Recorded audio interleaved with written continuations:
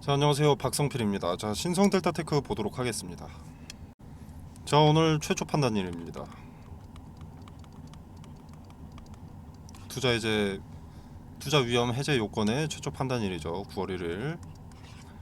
자, 근데 주가 어떻습니까? 46,600원인데 지금 오락가락 하고 있죠. 왔다 갔다. 자, 제가 투자 해제 요건 2번 중에 기준가가 46,400원이라고 했습니다.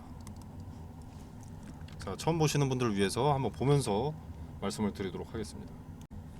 자, 보시면 투자 위험 종목 지정이 됐을 때 자, 이렇게 해제 요건이 동시에 나오게 됩니다.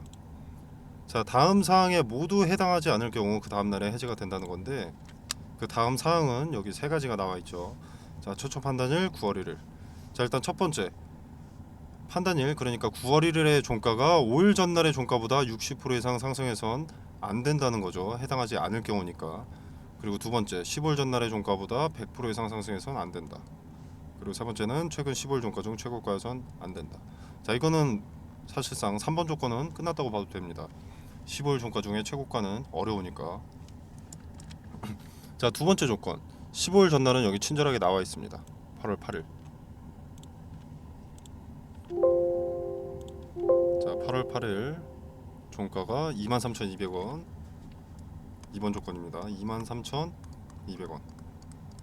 자, 100% 이상 상승하면 안 된다고 했죠. 그럼 곱하기 2를 해보면 46,400원이 됩니다.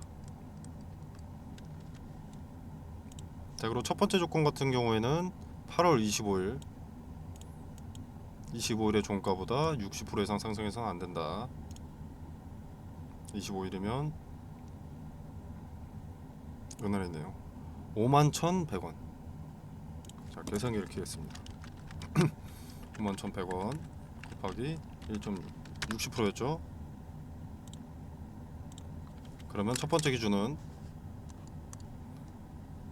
지우고 다시 쓰겠습니다. 첫 번째 기준 81,760원. 두 번째 기준 46,400원. 세 번째 기준은 15거래일 중 종가 중 최고가. 자, 근데 이건 끝났다고 봐도 되고 이것도 가격이 너무 높습니다. 세 가지 모두가 해당하지 않아야 되기 때문에 가장 낮은 가격만 보면 되는데, 자, 현 주가 어떻습니까? 2번 조건인 46,400원과 상당히 근접해 있죠. 자, 저는 이전부터 10일 전부터 10일도 더 전부터 투자 위험이 명확한 힌트가 되는 이유를 말씀을 드렸습니다. 자, 그리고 제가 경우의 수 두 가지가 있다라고 했었는데, 자, 있죠. 투자 위험 해제 요건 두 가지 경우의 수. 그 경우의 수 중 하나가 최초 판단일 날 주가를 단기 조정으로 46,400원을 만들 것이다.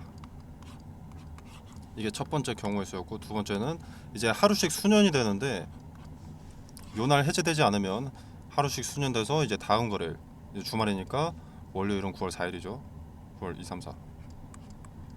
9월 4일로 이렇게 밀리게 됩니다. 해제 판단일이.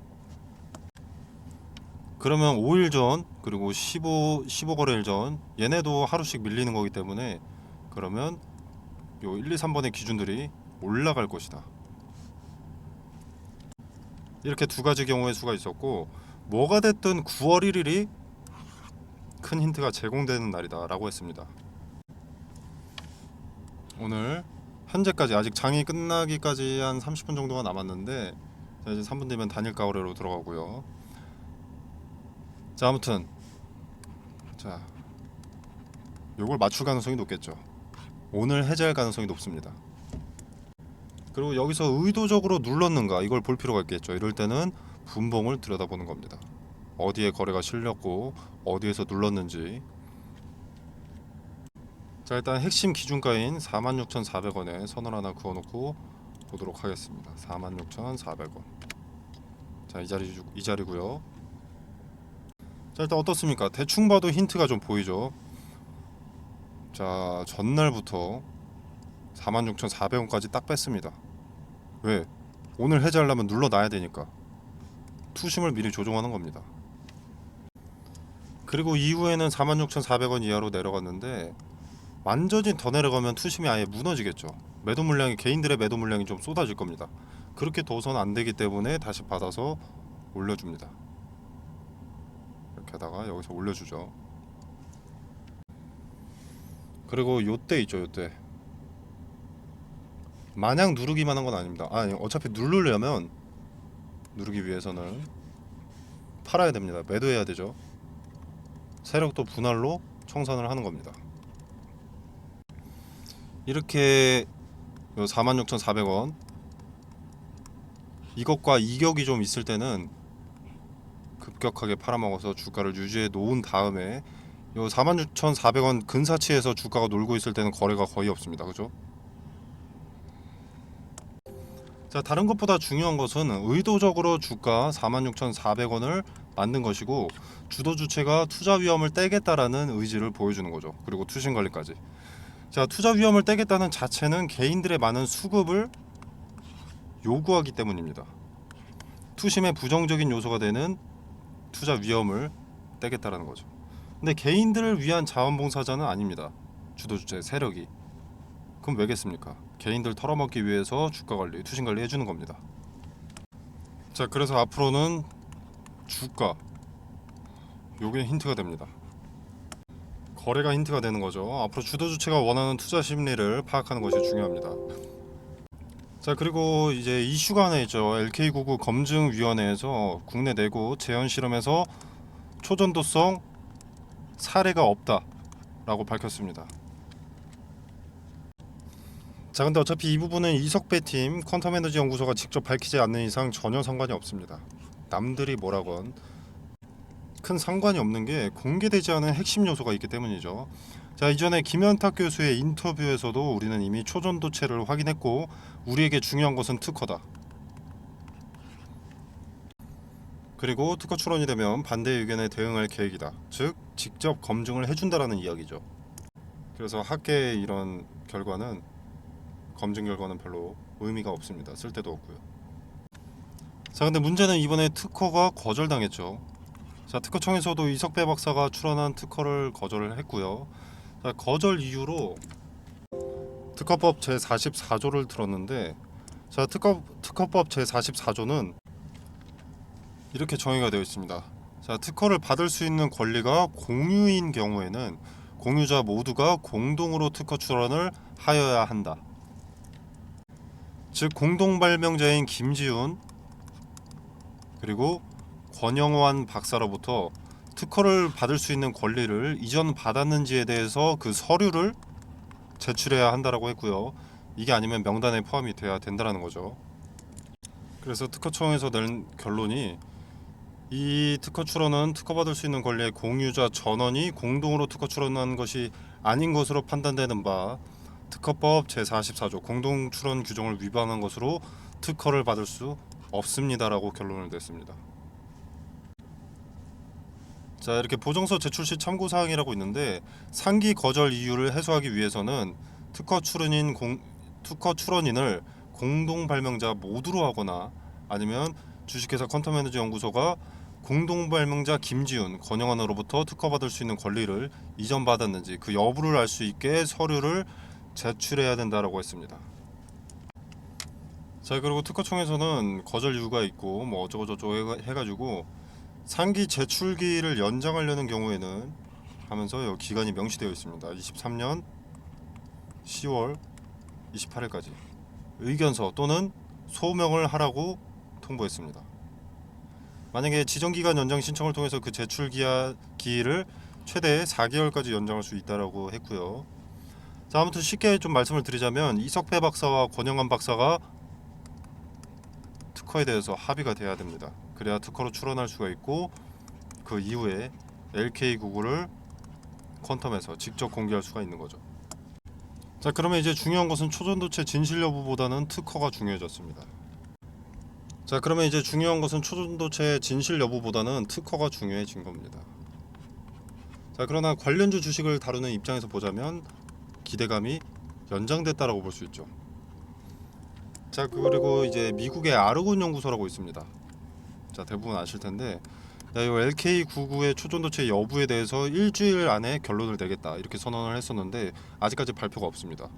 자, 그리고 국내 한국표준과학연구원에서도 결론을 내겠다고 했었는데 발표가 없고요.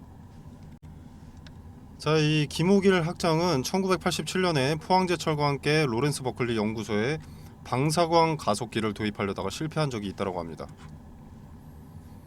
자, 자료 제공을 요청을 했지만 거절을 당했고 그만큼 미국은 기술 유출에 민감하다라는 거죠. 자, 그래서 지금 침묵하고 있는 것도 요 LK99의 초전도성을 확인했지만 감추고 있는 것일 수 있다는 겁니다. 자, 이 아르곤 연구소에서 보유하고 있는 장비 중에 마이크로 채널 플레이트라는 장비가 있습니다. 자, 이 장비는 전자를 단일 입자로 검출할 수 있다고 합니다. 만약 이 마이크로 채널 플레이트를 사용해서 LK99를 분석한다면 미세한 전자의 흐름을 검출할 수 있다고 하는 거죠. 자, 그래서 전자를 단일 입자 수준으로 검출할 정도면 자, 쿠퍼상 현상도 관측이 가능하다고 합니다. 자, 쿠퍼상 현상은 전자 두 개가 쌍을 이뤄서 파동 형태로 이제 제로 갭을 통과하는 제로 저항 현상인데 이게 만약에 관측됐다, 그 장비로 마이크로 채널 플레이트라는 장비로 이게 만약에 관측됐다 그러면은 LK99에 대한 초전도성이 드러난 겁니다. 자, 그리고 이 장비의 관측이 안 됐다, 쿠퍼상 현상이 관측이 안 됐고 이 전자 두 개가 쌍을 이뤄서 제로 갭을 통과하는 제로 저항 현상이 나타나지 않았다라고 해도 결론은 나오는 게 맞죠. LK99가 초전도체 아니다라고. 근데 아직까지 침묵으로 일관하는 것은 일단 LK99의 초전도성을 확인했고 그 기술을 가로채기 위해서가 아닐까 싶습니다. 자, 그리고 이번에 한미일 정상회담 때 국가 안보 관련 사항이 아니라 최첨단 과학을 협력하자고 이례 없는 제안을 했습니다. 그리고 중요한 건 요거 엔지니어링과 수학이라고 되어 있는데, 자, 과학 기술적 혁신을 위한 3국 간 국가급 실험 협력을 지향한다 라고 되어 있습니다. 자, 이게 LK99를 겨냥한 협력 사항이 아닌가 싶습니다. 자, 아르곤 연구소에서 마이크로 채널 플레이트라는 장비를 사용해서 이 LK99에 대한 초전도성을 뭔가 찾아냈다면 이미 백악관에 보고가 됐을 거거든요. 자, 그리고 나서 한미일 정상회담에 이례 없는 최첨단 과학 협력 제안, 이공개 협력 제안. 냄새가 좀 납니다. 중국에서도 기술을 가로채기 위해서 뭐 제안에 성공했다 이런 영상을 공개하고 있는 상황이고, 자, 그리고 초전도성이 없었다고 하면 그냥 발표하면 됩니다. 그죠? 미국이 손해 보는 것은 없고 초전도체가 타국에서 나온 게 아니기 때문에 오히려 안도할 테니까. 자, 그래서 침묵은 긍정이다라는 말이 좀 생각이 납니다. 자, 그리고 아르곤 연구소는 국립 연구소입니다. 국립. 미국에게 득이 되지 않는 이야기는 절대 하지 않습니다. 자, 아무튼 이런 이슈는 정보가 되니까 알아보지만 우리는 주식을 하는 입장이죠. 지금 당장의 주가는 처음에 말씀드렸던 투자 위험 해제에 달려 있습니다. 자, 처음에 46,400원 근사치로 가던 주가가 결국 종가 48,350원에 마무리가 됐고요. 자, 제가 말씀드린 두 가지 경우의 수 중에서 두 번째 경우의 수로 가는 거죠. 그러나 문제될 건 없습니다. 자, 오늘 그러니까 내일 해제가 되는 첫 번째 경우의 수든 아니면 수년돼서 좀 투자 위험 해제가 밀리는 두 번째 경우의 수든 주도 주체가 투자 위험 해제를 위해서 주가를 이끌어 나갈 방향이 다를 뿐 각자 힌트가 나오는 거니까요. 자, 그러면은 최초 판단일인 다음 날, 그러니까 월요일 9월 4일 날 해제가 되는 게 아니라 수년하면서 해제 판단일이 밀리고, 그렇다는 것은 해제 기준가들이 올라가는 겁니다. 자, 그러면 지금 주가를 올려도 투자 위험은 해제될 수가 있는 거죠. 자, 왜냐면 자, 보시면은 원래 첫 번째 조건 8월 25일이었고요. 그리고 두 번째 조건이 8월 8일이었습니다. 자, 근데 이게 9월 1일, 그러니까 9월 4일 날 해제가 되지 않으면 하루씩 수년하여 판단한다고 되어 있죠. 자, 그럼 이 기준일들도 하루씩 수년되는 겁니다. 하루 거래일씩. 자, 8월 8일. 자, 8월 8일이 첫 번째 조건이죠. 두 번째 조건이죠.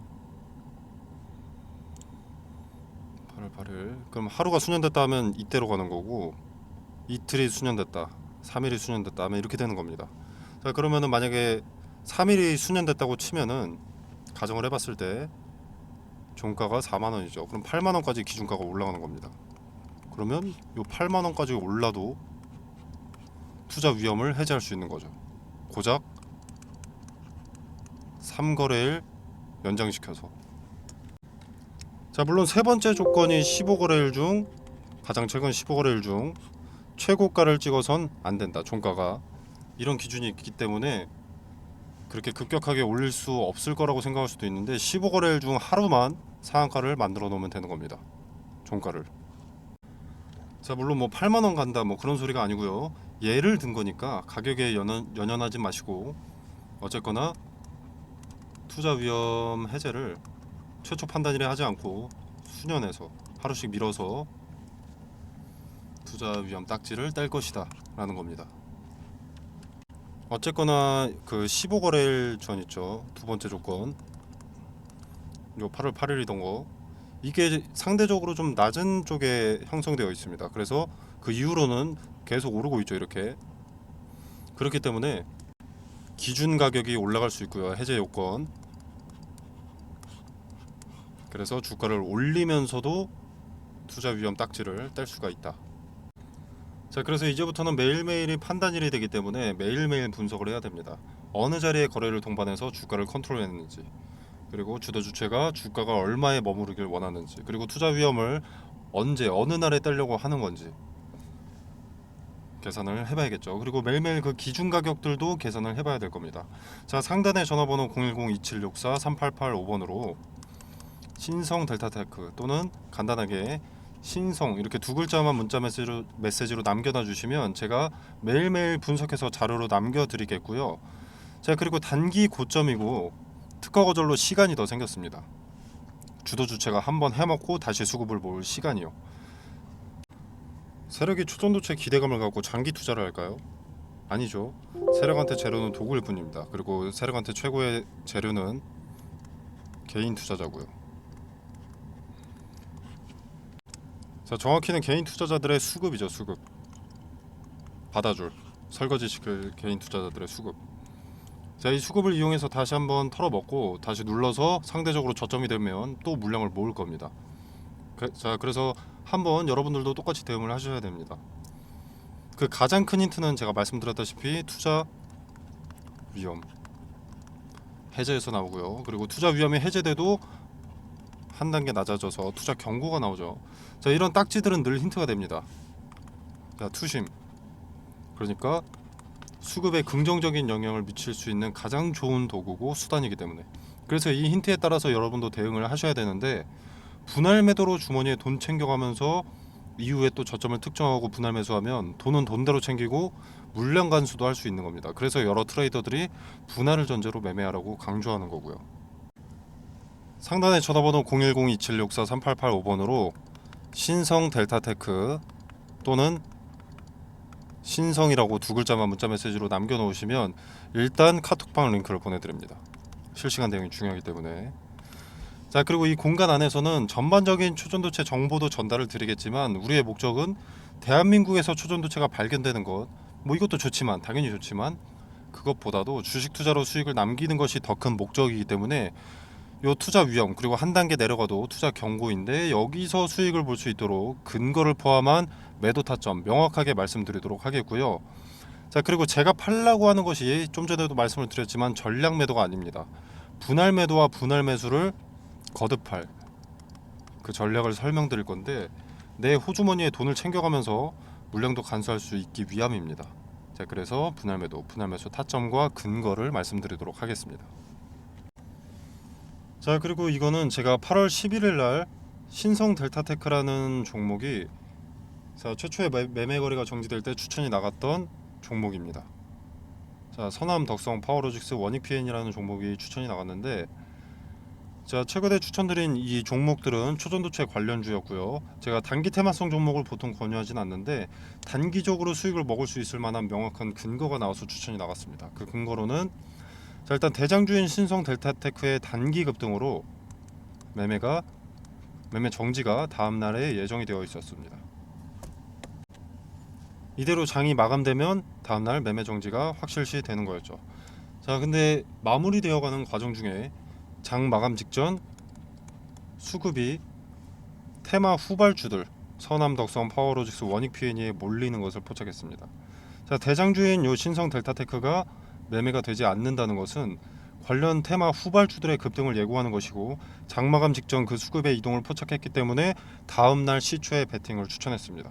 단 함정의 가능성도 있기 때문에 제가 거래대금 300억 이상 몰리는 종목을 매수하라고 권유드렸고요. 자, 그래서 이 종목들의 수익을 좀 보여드리자면 원익 P&E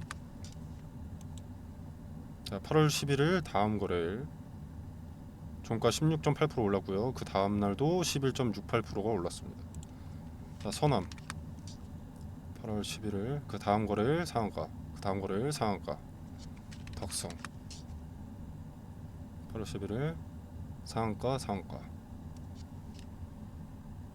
파워로직스 8월 11일 상한가, 상한가. 이렇게 근거를 갖고 추천이 나갔기 때문에 단기적으로 큰 급등을 가져갈 수 있었습니다. 자, 화면에 보이시다시피 무료입니다. 제가 종목을 추천했다고 해서 금전적으로 뭘 요구하거나 수익의 얼마를 떼달라 이런 거 전혀 없습니다. 자, 여러분의 투자금은 여러분의 돈이죠. 그렇기 때문에 여러분이 자유롭게 판단하셔서 매매를 하셔도 되고 안 하셔도 됩니다. 그냥 지켜만 보셔도 되는 거고요. 제가 뭐 맛있는 음식을 추천했다고 해서 여러분이 무조건 드셔야 할 필요는 없지 않겠습니까? 먹고 싶으면 먹는 거고 먹기 싫으면 먹지 않는 것이고. 자, 상단에 있는 전화번호 010-2764-3885번이 제 전화번호인데 여기로 간단하게 이분처럼 숫자 2번만 문자 메시지로 보내주시면 제가 이런 식으로 답장을 드립니다. 자, 그리고 이 부분은 단기 급등 종목이었고요. 가치 투자죠. 주식 투자에 있어서 수익을 불리는 대표적인 방법 두 가지가 첫째는 분할을 전제로 매매하는 것, 그리고 또 하나 분산 투자입니다. 자, 그래서 2023년 하반기 증시를 주도할 섹터 말씀드리고 관련 급등주 추천과 종목 선정 방법에 대해서 간략하게 말씀을 드리도록 하겠습니다. 자, 일단 2023년 전반기는 작년에 이어서 2차 전지가 광풍이었습니다. 테만의 어떤 종목이든 급등을 해줬고요. 그래서 개인들은 2차 전지 종목들을 넣어놔야 할 것 없이 이것저것 매수하게 됐습니다. 자, 근데 실체가 나오기까지 시간이 상당히 많이 소요되고 기대감의 급등세가 가팔했던 만큼 기대감이 선반영되고 이제 거품이 빠지면서 조정 국면에 접어들어 있는데 이 가격 조정과 기간 조정을 거치고 숨고르기에 나섰던 2차 전지가 다시 질주하는 시점이 바로 23년 하반기로 평가가 되고 있습니다. 자, 근데 동시에 아니다. 반도체가 하반기 증시를 주도할 것이다. 이런 의견도 나오고 있고 현재 초전도체라는 변수도 좀 등장을 했죠. 자, 그래서 하반기 증시를 누가 주도할 것이냐? 자, 이것을 파악하는 것은 생각보다 어렵지 않습니다. 바로 세계 경제의 관심을 파악하는 것이죠. 자, 물론 지금 관심은 초전도체가 맞습니다. 그러나 실제로 자금이 어디에 투입되는지, 반도체에 투입되는지, 2차 전지에 투입이 되는지, 초전도체에 투입되는지, 자, 이게 중요한 거죠. 자금. 이것을 파악하면 그 윤곽이 잡힌다는 겁니다. 자, 간단한 예시로 코로나 때는 어떻습니까? 마스크, 진단키트, 백신, 치료제. 이것들이 강세였죠. 전 세계가 주목하고 필요했던 테마니. 자, 국내 같은 경우에는 병상이 수혜를 입기도 했었는데 이거는 각 국가별로 확진자 수가 다릅니다. 그리고 땅덩어리가 다르죠. 자, 그래서 공통 사항이 될 수 없기 때문에 일로는 자금이 투입될 수가 없었습니다. 코로나 때는 요 마스크, 진단키트, 백신, 치료제가 전 세계가 필요로 했던 것이기 때문에 요 네 가지의 수급이 올릴 수밖에 없었던 거죠. 자, 그리고 다른 예시를 하나 들어보겠습니다. 자, 우리 러시아와 우크라이나가 전쟁이 났을 때 이때는 일단 곡물과 사료에 수급이 몰렸는데 일단 러시아와 우크라이나가 곡창지대입니다. 곡창지대인 두 국가가 전쟁을 해버리니까 곡물 수출이 나가야 되는데 수출 길이 막혀버린 거죠. 그래서 곡물과 사료값의 상승으로 이어졌고 이 곡물과 사료값의 상승은 우리의 필수 소비재인 식자재 값의 상승으로 이어졌습니다. 전쟁이 우리 같은 일개 국민 한 명의 일상에까지 침범하기 시작한 겁니다. 자, 그리고 값이 오른다는 것은 뭡니까? 관련 수혜주의 이익이 증가한다는 것이죠. 자, 예를 들어서 수혜주가 A라는 상품을 기존에 100원에 팔았다. 자, 그럼 이 100원도 마진이 남으니까 이렇게 파는 걸 텐데 만약에 예를 들어서 400원이 됐다. 그러면 4배나 오르는 거죠. 자, 이렇게 이익이 오른다는 것은 뭡니까? 자, 뭐 파이프라인 확장으로 뭐 재료가 추가된다 라거나 또는 수요를 맞추기 위한 공급을 위한 뭐 증설 또는 뭐 토지 매입 이것도 재료 추가죠.